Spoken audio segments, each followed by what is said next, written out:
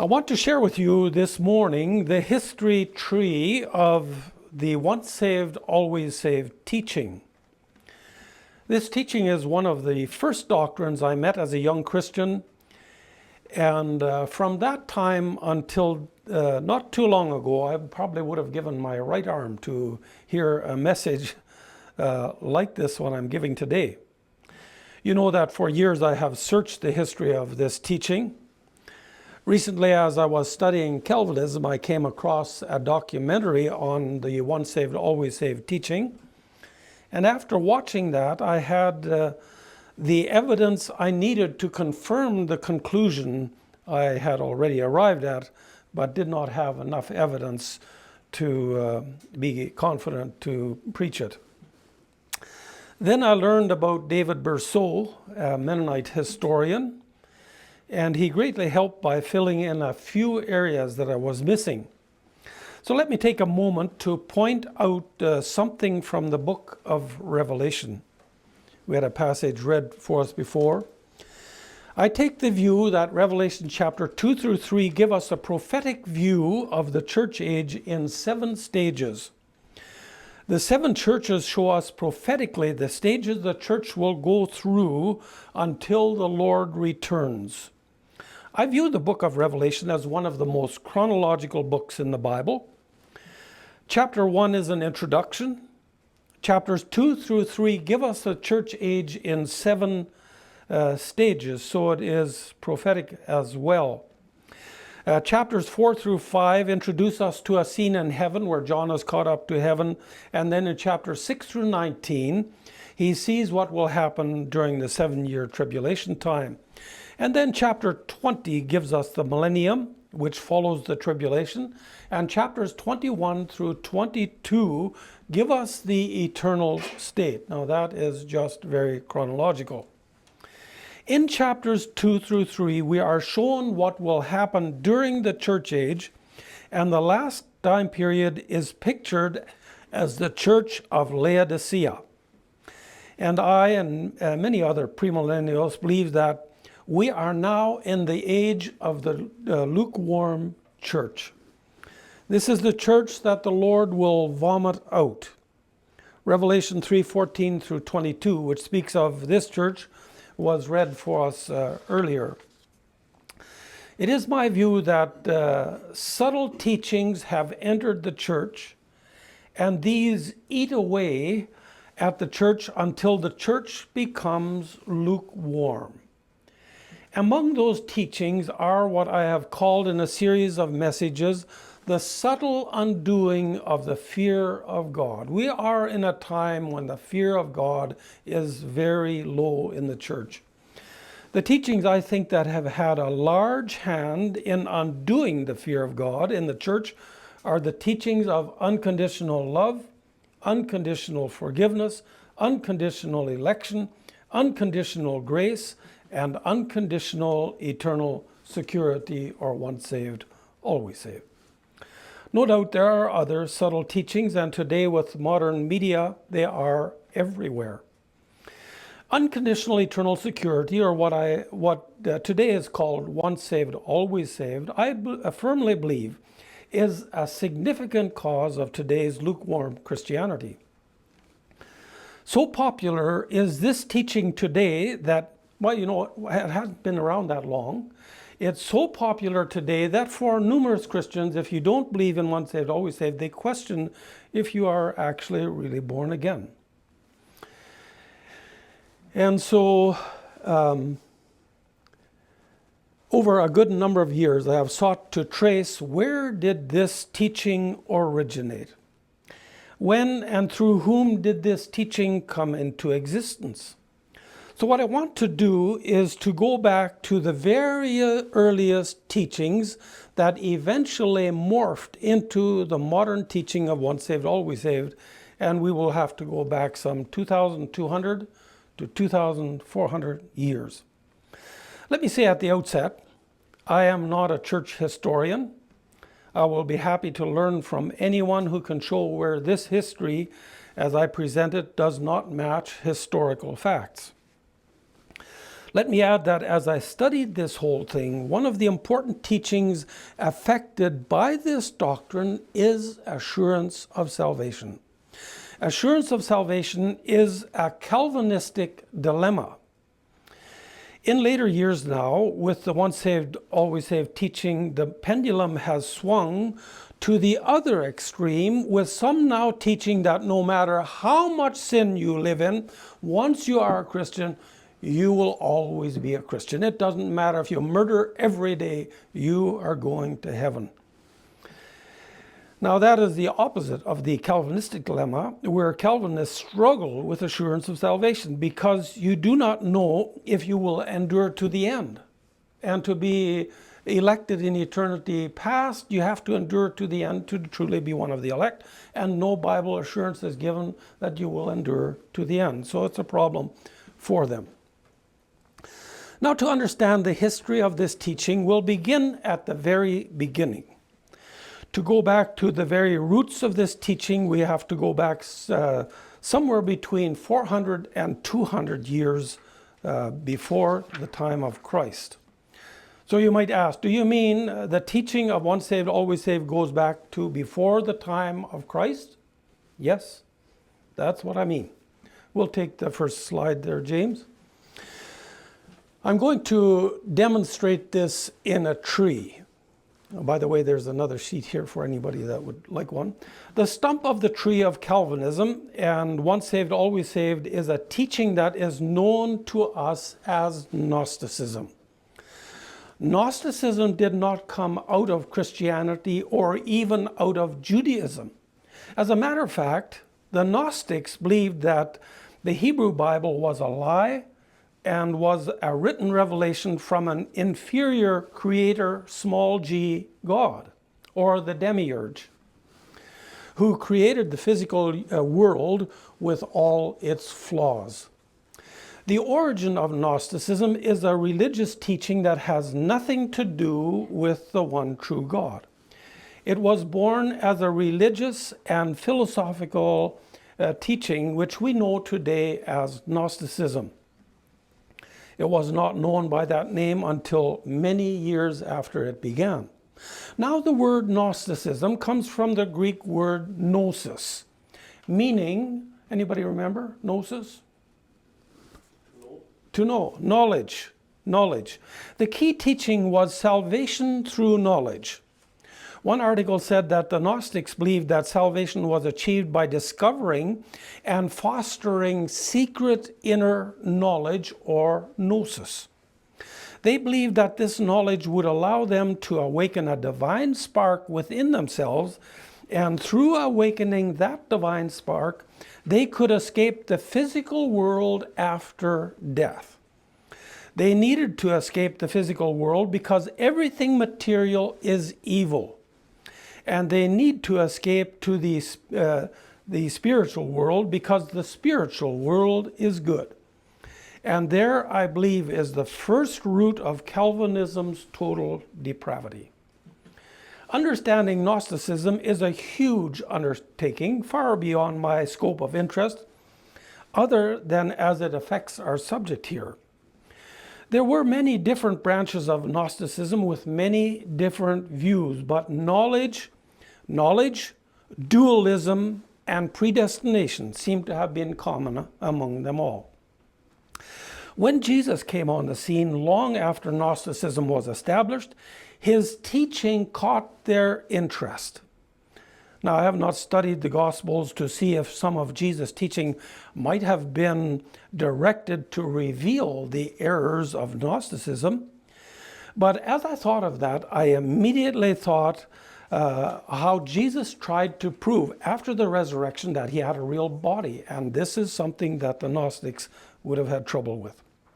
However, the Gnostics' interest was not in the great Christian truths of Christ's death and resurrection, but in his teachings. I think you still hear that today in the words, Jesus was a good teacher. This is common. The Gnostics wanted knowledge and thus their interest in Jesus' teaching. Both Calvinism and the once saved, always saved teaching begin in Gnosticism, and we will trace it out from there. After the time of Christ, we'll take slide 2, Gnosticism's interest in Christ grew. By the time the apostles are writing the Gospels and the epistles, there is evidence in their writings that they were battling Gnosticism. What is happening is that Gnosticism is beginning to morph into professed Christianity. That Gnosticism was a dangerous influence on Christianity is obvious from the fact that some of the apostles' teachings were written to combat Gnosticism. When you read 1 John, Colossians, they're battling the Gnosticism of the day. Its influence was felt quite early after the church was born. From 1 John 2:19, I would conclude that by the time John wrote, numerous Gnostics had joined in with professing to be Christians themselves. Excuse me.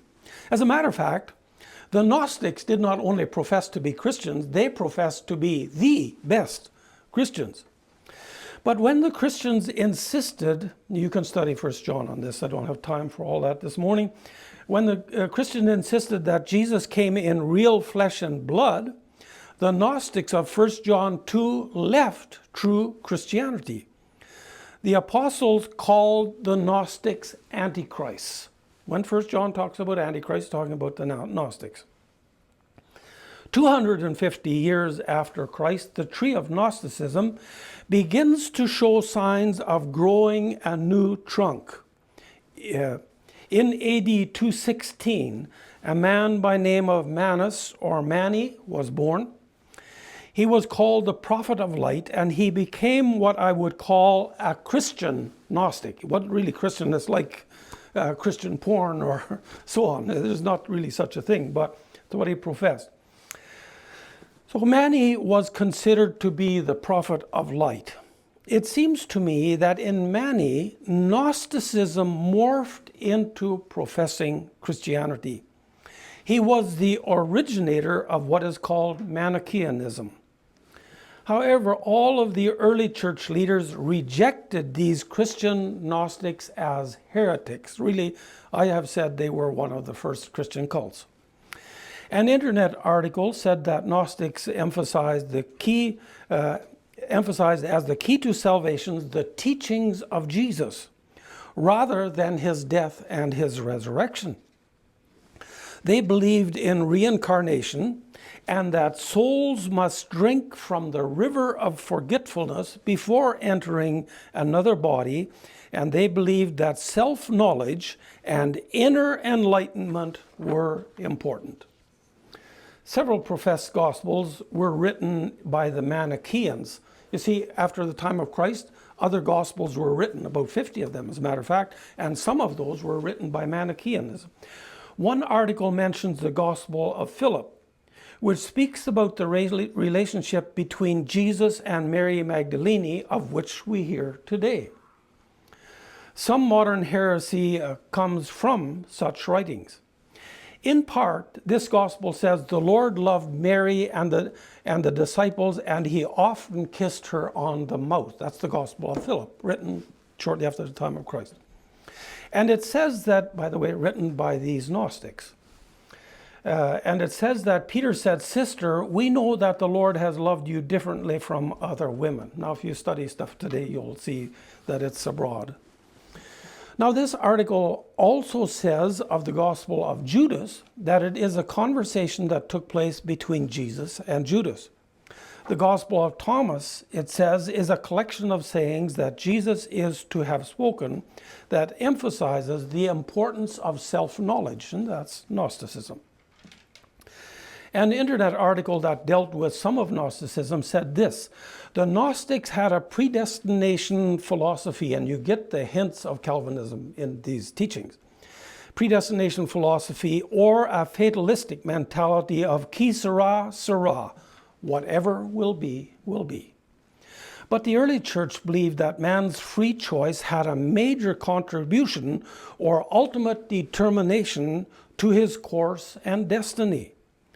The Gnostics, who claimed to be the real Christians, taught that man's nature was so corrupted and ruined that man did not have a free choice between good and evil. You can hear the Calvinism in this. While the early church taught that God has granted the faculty of free will to the nature of all mankind and has preserved that free will so that it has not been lost, as we shall see. The article further states, the danger that the early church saw with Gnosticism was that they professed to be Christians and they claimed to be teaching the Christian doctrine.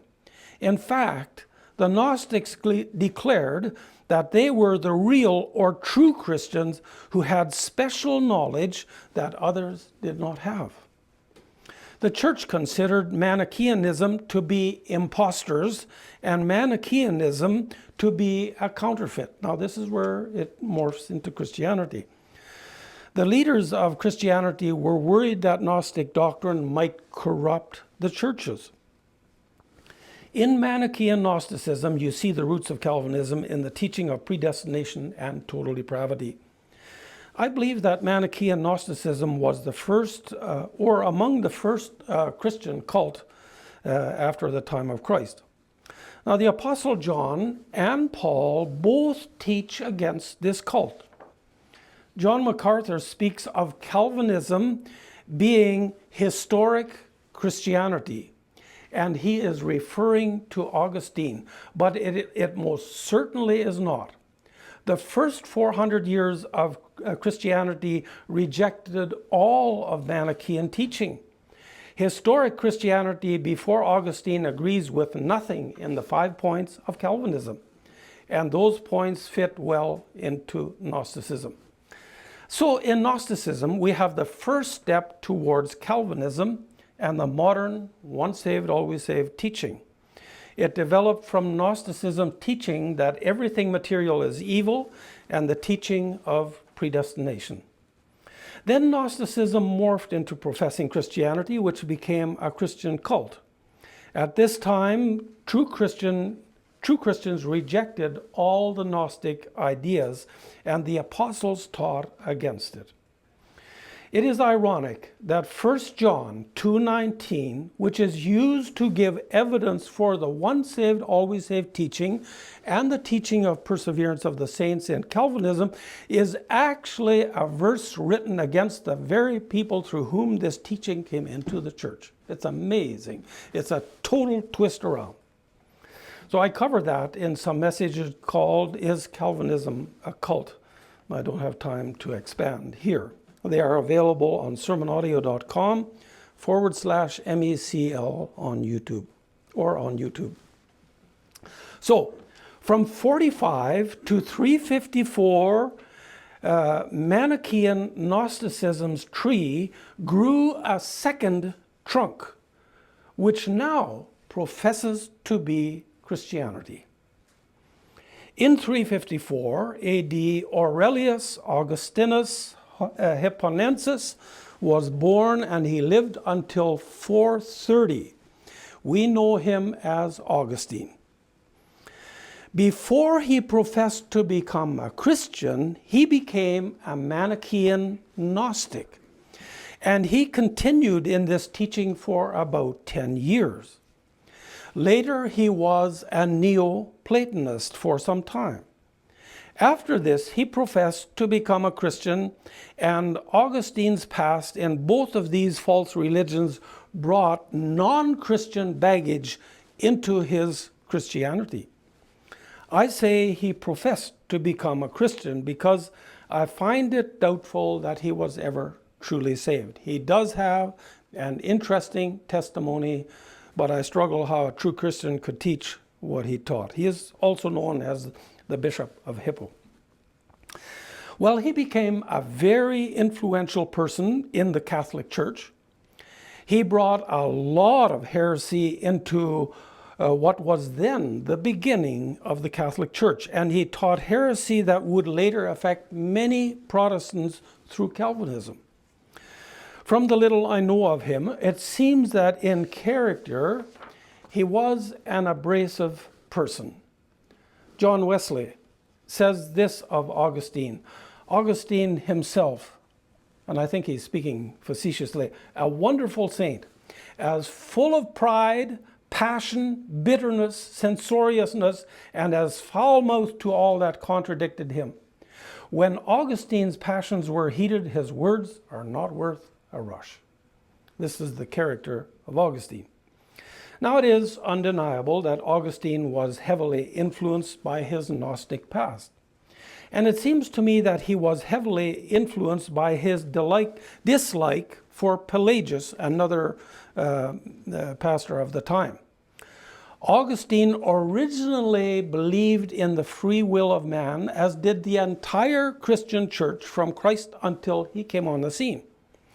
Later, he came to believe that man was incapable of rising above his fallen state through his free will, and he believed God's grace was the source of his salvation, but his understanding of grace was as misguided as Calvin's teaching was.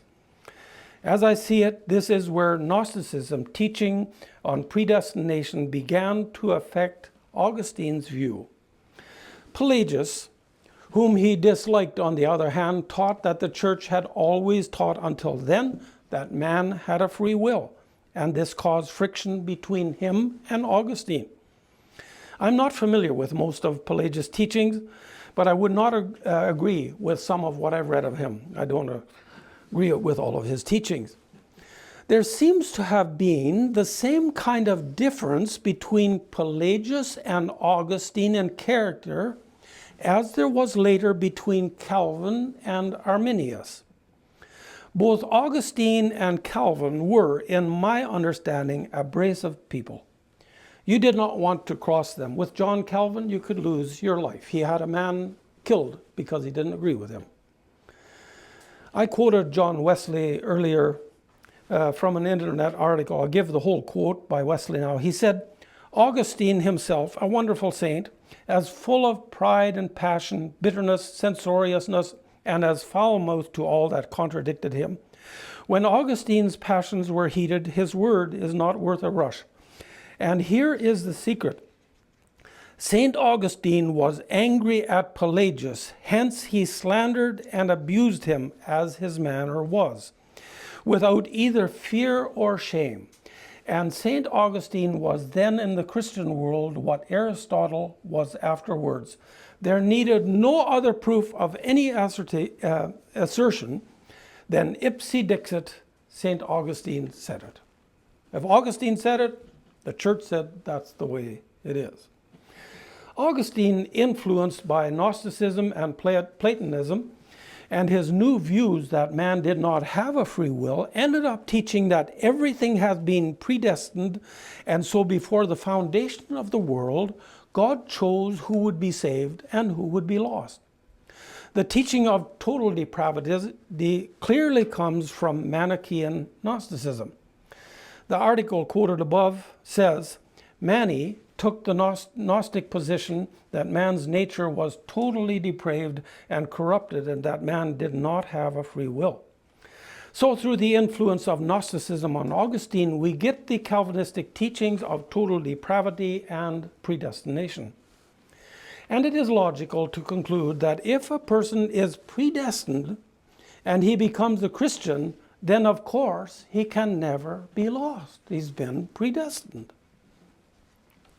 Augustine was a very influential man and brought more heresy into the church than probably any other single man in church history, my interpretation. Much of Catholic heresy can be traced to Augustine, and much of Calvinism can be traced directly to Augustine. A documentary on Once Saved, Always Saved says, by the beginning of the 5th century, Augustine, who was the bishop of Hippo, laid the foundation for the modern doctrine of once saved, always saved. I would add that he laid the foundation for the 5 points of Calvinism.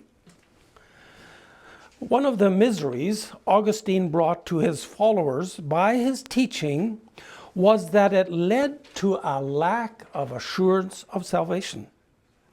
Maybe that is a blessing in disguise, because I believe very many, if not, or I believe very many of Augustine's followers and of Calvin are not truly born again. With regard to assurance of salvation, David Bercot says Augustine taught that you could not know you were saved. Since assurance of salvation is greatly affected by one's views of predestination or free will, from here on I will show you how assurance of salvation has been affected by Augustine's teaching as well. In Augustine's teaching, a person could not have assurance of salvation. That is because if one was predestined to salvation, that would mean that one would certainly persevere to the end. But if anyone fell away, that would mean they had never been predestined in the first place. The problem is that no one can know if they will fall away or not. Hence, no assurance of salvation. Assurance of salvation has plagued Calvinists. You can listen to them today. After their big meetings, somebody's going to come forward and ask about their assurance of salvation. And they're given teachings that are just totally unbiblical, my understanding. So the assurance men like John MacArthur and others give today leaves those who want assurance in the same uncertainty Augustine left them in, though they will deny that. We next come to John Calvin, the next slide. Between Augustine and John Calvin, we have 1100 years. What happened to this teaching between those years, I do not know. However, Martin Luther was an Augustinian monk, and Luther and Calvin were both heavily influenced by Augustinianism. From this, I would conclude that Augustine's predestination and total depravity was taught in the Augustinian branch of Catholicism all along. John Calvin was born just before the Reformation. He lived from 1509 to 1564. He will pick up Augustine's teaching of man's inability or total depravity, and that all people have been predestined either to hell or to heaven. So the teaching of Augustine finds its modern counterpart in Calvinism. John Calvin, about whose salvation I am also not convinced, professed to be converted in 1533. He became a Protestant. That Calvin's Institutes, which he wrote in 1536, are largely based on Augustine's teaching, is clear. Through Calvin came the teaching of what is now known as the tulip. The emphasis on predestination and the 5 main points of Calvinism, along with a subtle idea that those who hold these views are among the knowing ones. They are the knowing ones. That is Gnosticism to the core. That is, they are the best Christians. Listen, that's prominent among Calvinism today. They are the Christians, just like Gnosticism said back then. Now, they're not going to say that like that. That's the fruit that comes. Today, if you are not a Calvinist, you are not really a knowing one, according to them. Listen to L. Moeller, the 9th president of the Southern Baptist Theological Seminary and neo-Calvinist. He said that if you want to follow the truth, you will become a Calvinist. There are no options. Listen to him. That's another aspect to this. That is Calvinism. And that is, where else are they going to go? I mean, what options are there? If you're a theologically minded, deeply convictional young evangelical, if you're committed to the gospel and you want to see the nations rejoice in the name of Christ, if you want to see gospel built and structured and committed churches, your theology is just going to end up basically being reformed. That's Calvinism. Basically being something like this new Calvinism, or you're going to have to invent some other label for what's just going to be the same thing. There just are not options out there, and that's something that I think frustrates some people. But when I'm asked about the new Calvinism, I'm going to say, well, just basically, where else are they going to go? Who else is going to answer the questions? Where else are they going to find the resources they need? And where else are they going to connect? This is a generation that understands they want to say the same thing Paul said.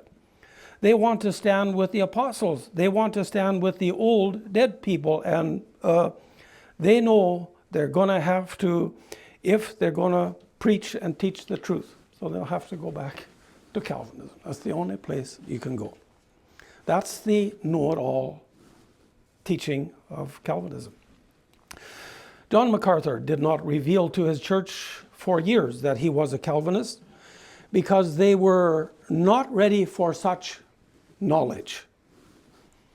But now that they have swung over to his teaching, now they're among the knowing ones. David Bercot says, so once saved, always saved, as we know it today, actually stems back to John Calvin and his followers. I think it goes way further than that.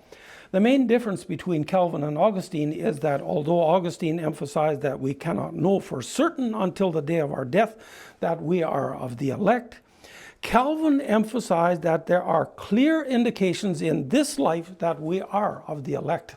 And I've heard John MacArthur try to comfort people who didn't have assurance of salvation with this very same teaching. I could tell it just didn't give assurance. But neither Luther nor Calvin taught anything about having a born again. Now listen, they never taught anything about being born again. That was not something taught back then. So Bercot says, in the 16th century, when they lived, salvation was not a matter of instantly getting saved by going forward and inviting Jesus into your heart or saying the sinner's prayer. So he goes on to say the salvation testimony of Calvinism during the 16th and 17th centuries generally described a series of experiences and wrestlings that took place over several years. And if you did not live a holy life, it was sure evidence that you were not among the elect. So with Calvin and his followers, I'm still quoting, Christians took a step closer to the modern doctrine of once saved, always saved.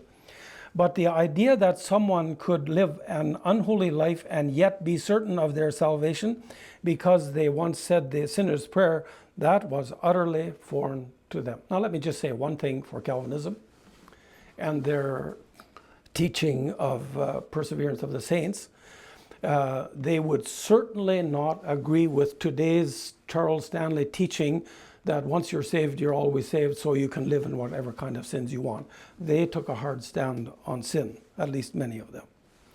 So we have this progression. Gnosticism taught the evil of the flesh and predestination. Manichaeanism continued that teaching, and Augustine accepted it as well. And if predestination is true, then once a person is a Christian, he is one of the elect. And if an elect person is predestined, then he cannot ever become lost. If he falls away, then clearly he was not predestined to salvation. The result is there was no assurance of salvation until the end of life. And if you follow their teachings on false Christians, one cannot be sure of salvation even at the end of life, because you might have been a false Christian. With John Calvin, Augustine's teachings became what we know as the tulip. Everything that happens is predestined. If one is one of the elect, one will be saved and persevere to the end. If one does not persevere, that means one was not one of the elect. With regard to assurance of salvation, I understand that he taught one could have assurance of salvation, or that one was one of the elect, if one kept one's focus on Jesus Christ. Well, all of that lends itself to a lot of problems. But the problem of assurance has not gone away.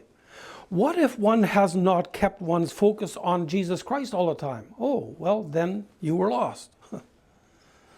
I heard a young lady almost plead with John MacArthur for some assurance of salvation.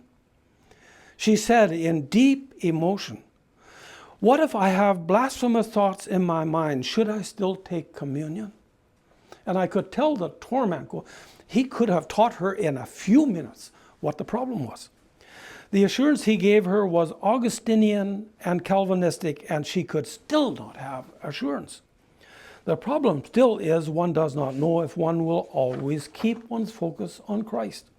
And if one does not, then one was not one of the elect. Once again, one cannot be sure. This is a big problem in Calvinism. With Calvin, there was now supposedly some assurance. With Augustine, none. With Calvin, some. So they say. I think it boiled down to none as well. But now, after John Calvin, we'll take slide 5. In the progression of the once saved, always saved teaching, we come to George Whitefield. Together with John and Charles Wesley, they began the Methodist Church. He lived from 1714 to 1770, so we're getting closer to our time. He ignited what is called the Great Awakening, which began in 1730 and continued for about 10 years. The first pilgrims arrived in America. Anybody know when the first pilgrims arrived? 1620. And by 1750, there were about 1 million Americans. David Bercot, a French Mennonite historian, says, now with George Whitefield and the Great Awakening in 1700s, we get a further step towards the modern doctrine of once saved, always saved. But he was still a Calvinist, that is George Whitefield. But he introduces the notion that a person had to have a born-again experience in order to be a genuine Christian. This is the first time I read about that. It was something that took place instantly. You could become a Christian like that, which is what we still believe today. Not after a period of wrestling over a number of years, and if a person had a born-again experience, with him, if a person had a born-again experience at one of his revivals, that meant they were one of the elect right there. They're one of the elect. So this is no long wrestling. So you now have something similar to the modern once saved, always saved teaching. The only difference is that Whitefield did not endorse the doctrine of easy believism as we do today. You don't just pray this prayer and you're going to be a Christian. I believe if you sincerely pray a prayer, it does not take long to be a Christian. But if you just say, well, because you prayed this prayer, you're a Christian, that can be very deceptive.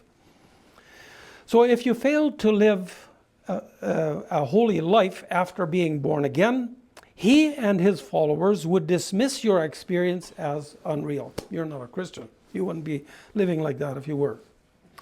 With George Whitefield, we have some changes coming to Calvinism. The teaching among Calvinists now was that a person had to have a born-again experience to be saved. And this happened in a moment, no long wrestling. And once you were born again, you were among the elect. And because of predestination, if one was born again, that meant one was one of the elect, and that meant one would persevere to the end. There can be no other solution. But the problem of assurance still persisted. If a person who professed to be born again fell away, that could only mean one thing: they were never saved in the first place. So you still have this problem of assurance. And how could anyone know they would not fall away? There is no such scripture in all the Bible that says once you're a Christian, you're never going to fall away. So we'll take slide 6. In my studies of this doctrine, Harry Ironside is the first teacher of the modern doctrine of once saved, always saved. Dr. Harry Ironside was a Canadian born to Scottish parents in 1876, and he died in 1951. He served as pastor of the Moody Memorial Church in Chicago from 1930 to 1948. He was known as a fundamentalist preacher. But the question now is, was Harry Ironside a Calvinist? A writer called Andrew Natyok has written an article titled, "Was Harry Ironside a Calvinist?" And then he gives a sampling of his writings, and here is how he begins. It is sometimes asked whether the evangelist H.A. Ironside was a Calvinist, or assumed that he must have been because he held to some doctrines which are often associated with Reformed theology, like perseverance of the saints and imputed righteousness. Add to this that Ironside was not afraid of using terms as the Bible uses them, and when some readers see terms like predestination or election, they assume a Calvinistic meaning. Well, that's an assumption you must not make. I am not afraid to use those terms. I am afraid to use them like Calvinists use them. So then he writes, Ironside writes, for example, on John 6:37, you say you do not believe in election or predestination? Then you will have to tear a number of pages out of your Bible, for there are many of them that magnify God's sovereign electing grace. It sounds like Calvinism. I'm sure he was heavily influenced by it. So reading that, one would naturally conclude he was a Calvinist, but I am not a Calvinist at all, and have no trouble using those words. But even if that led one to think he was a Calvinist, let me read on in the quote now. The writer then says, if we stop there, we might say, aha, a Calvinist after all. But keep reading. Ironside continues, but do not misunderstand them. Nowhere in the Bible are we told that God has predetermined before man is born and that he will be lost or saved. But Scripture says, for whom he did foreknow, he also did predestinate to be conformed to the image of his Son, that he might be the firstborn among many brethren. Moody was right. Now, Moody was the preacher under whom this man preached in the church there. And this man says Moody was right when he used to say that the whosoever wills are the elect and the whosoever won'ts are the non-elect. So that's a non-Calvinist if you ever got one. So I think what's happening here is Calvinism is mixing into evangelicalism. Later, this writer says that it is commonly known that Ironside held to perseverance of the saints. That's what makes him once saved, always saved. Again, this might seem to make him a Calvinist, but then he adds that Ironside held to unlimited atonement. That's not Calvinism. So that makes him a non-Calvinist and an evangelical. Since he believed that a Christian could never be lost, but he believed anybody could get saved, that would now make him neither a Calvinist nor an Arminian. There are many non-Calvinists who still hold to one or two or three points of the tulip. I conclude all those who hold to once saved, always saved, but not to all 5 points of Calvinism, I call them confused Calvinists. They are still partially Calvinists, but they're confused. Anyone who believes in once saved, always saved is at least a partial Calvinist. In Harry Ironside, we have the first step, direct step toward the modern teaching of once saved, always saved. So you see, it's a relatively new teaching. He wrote several books on the full assurance of salvation, and of interest to us in our subject, some of the books. I have a booklet in my library written by him in 1934, and it is based on some messages he did, and it is called The Eternal Security of the Believer. There's our modern once saved, always saved teaching. In it he writes, when we speak of the eternal security of the believer, what do we mean? We mean that once a poor sinner has been regenerated by the Word and Spirit of God, once he has received a new life and a new nature, has been made partaker of the divine nature, once he has been justified from every charge before the throne of God, it is absolutely impossible that that man should ever again be a lost soul. Bercot says believers in once saved, always saved invariably take the high ground historically as if they are defending the historic faith. And now this Bercot, he's a very mild-mannered man, but he says this is incredibly dishonest. Now he is a church historian. So no one before Augustine believed in perseverance of the saints or once saved, always saved. Nobody. First 400 years, never there. And he says he knows of no church historian who will dispute that fact. So what was Ironside really? I would say he was a confused Calvinist, and that is what all those who hold to once saved, always saved are. They are neither Calvinists nor Arminians, and I would add, nor are they truly biblicists. In Ironside, what we have for the first time is the modern teaching of once saved, always saved. Pastor Darrell, I have to apologize. I might go over just a little bit this morning. As I see it, in Harry Ironside, the doctrine of once saved, always saved took another step. I believe the modern doctrine of once saved, always saved was born through him and through the influence of Calvinism in him. I would call his view of once saved, always saved conditional eternal security. By that I mean that he would say if someone professes to be a Christian and falls away, that means they were never truly born again in the first place. Like Calvinism, one is only eternally secure if one does not fall away. And no one has assurance from the Bible that one will not fall away. There's no such a promise in all the Bible. I don't think anybody would argue that. As a matter of fact, there are a lot of warnings not to fall away. Now, Gnosticism's trunk of Calvinism forms another branch in the church, which is modern, once saved, always saved. Now believers are supposed to have assurance of their salvation because once one is a believer, one can never become lost. But alas, the problem of assurance of salvation still persists. How so? There is no promise in all the Bible that a believer will not fall away. So you say you're a believer, there's no assurance you're not going to fall away. So you still don't have assurance of salvation. So nothing has really changed from Augustine's problem with assurance of salvation.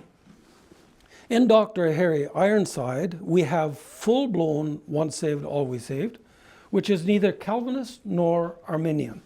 But assurance of salvation is still an issue. But there is one more step. I would take us next to Dr. Charles Stanley. Some of you will have heard him. He was born in 1932 and died recently in 1923. In him, the once saved, always saved teaching completely went to seed and morphed into what we call today easy believism. His teaching was that once you were born again and became a Christian, no amount of sin would ever change that. You could murder every day, you would still be a Christian. The teaching is this, you can put it like this: once a son, always a son. You can never unbecome a son. I don't have time to deal with those things, but there are answers for those. Now, I understand that Stanley believed the T and the P of Calvinism, but not the other three. Once again, in my view, he's a confused Calvinist. I have heard him preach, and I would say he is simply a total once saved, always saved preacher and a non-Calvinist. I would call Stanley's view of assurance of salvation totally unconditional. Doesn't matter how you live. Once a son, always a son. You murder your parents, doesn't matter. Well, it matters, but it won't change anything. So now you have full assurance of salvation, which no amount of sin is going to affect. But it is a false assurance, because if anyone who professes to be saved lives in sins such as listed in 1 Corinthians 6 or Galatians chapter 5, Paul says they will not inherit the kingdom of God. So slide 8. In Charles Stanley, the once saved, always saved teaching has gone to seed, and if I foresee the future right, in Charles Stanley's son, Andy Stanley, this teaching will become totally ungodly heresy. You can check out Andy Stanley. So to conclude, here is a timeline of the progression of the teaching of once saved, always saved, slide 9. It all begins before the time of Christ in what became known as Gnosticism. The knowing ones, branching out of Gnosticism, we have Manichaeanism, then Augustinianism. Then about the time of our Mennonites came on the scene, Calvin was born, or Calvinism. Whitefield was a Calvinist, but he began to teach the new birth in Calvinism, which leads towards modern evangelicalism. No doubt Whitefield had a large influence on Charles Spurgeon, who came 100 years later and taught. He was an evangelist as well, which seems fairly non-Calvinistic. This brings us to Harry Ironside and his influence on the modern teaching known as once saved, always saved, and it is huge, his influence. From him, a break from Calvinism grew and led to such teachings as those of Charles Stanley. When you look at Charles Stanley's son, Andy Stanley, it looks to me that by the time he is done, there will be full-blown apostasy. I think it was David Pawson who said there are over 80 passages in the New Testament that warn about falling away.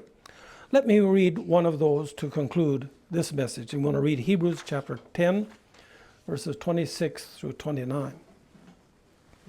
For if we sin willfully after we have received the knowledge of the truth, there no longer remains a sacrifice for sins, but a certain fearful expectation of judgment and fiery indignation which will devour the adversaries. Anyone who has rejected Moses' law dies without mercy on the testimony of 2 or 3 witnesses. Of how much worse punishment do you suppose will he be thought worthy who has trampled the Son of God underfoot, counted the blood of the covenant by which he was sanctified a common thing, and insulted the Spirit of grace? You can't get away. It just can't happen. Well, I encourage anyone that struggles with this history. I would be very thankful for anyone who could point out to me where I have erred in this history.